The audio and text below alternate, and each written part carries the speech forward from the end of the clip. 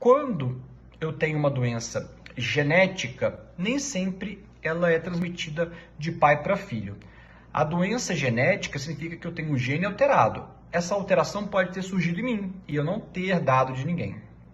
Quando eu tenho uma doença que é genética e hereditária, então eu posso ter nascido em mim e pode ser transmitido de pai para filho também.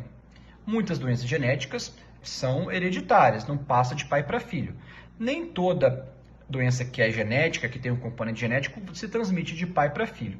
Mas a depender da hereditariedade, tem vários tipos, existe uma chance maior ou uma chance menor da pessoa herdar ou transmitir a seus descendentes esse gene. Existem doenças que são chamadas autossômicas dominantes, outras autossômicas recessivas, outras doenças que são com outro tipo de herança mais diferente.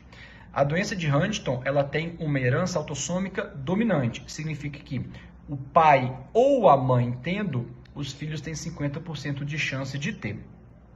É um valor que a gente tem que avaliar, porque pode, ao longo do tempo, influenciar se eu quero ou não ter filho, pode influenciar nas minhas ações. Então, isso é importante a gente fazer esse aconselhamento genético, tá bom? Então, na doença de Huntington, a gente então tem uma chance de ter, quando herdado de pai para filho, de 50% de chance a princípio. Então, primeiro, o que é a genética da doença de Huntington? Quando a gente fala em doença genética, significa que a gente nasce com um gene alterado. Gene é um código. A gente tem todas as células, um código lá, como se fosse um código de barras.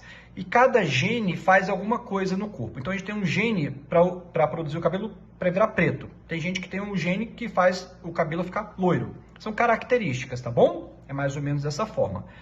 Quando tem uma doença genética, ela pode se manifestar desde criança ou não. Ela pode se apresentar somente na fase adulta. A genética influencia muitas coisas, mas a gente sabe que não é só a genética. De maneira geral, a genética leva então a uma alteração ou alguma função. Produção de substância, de proteína, etc.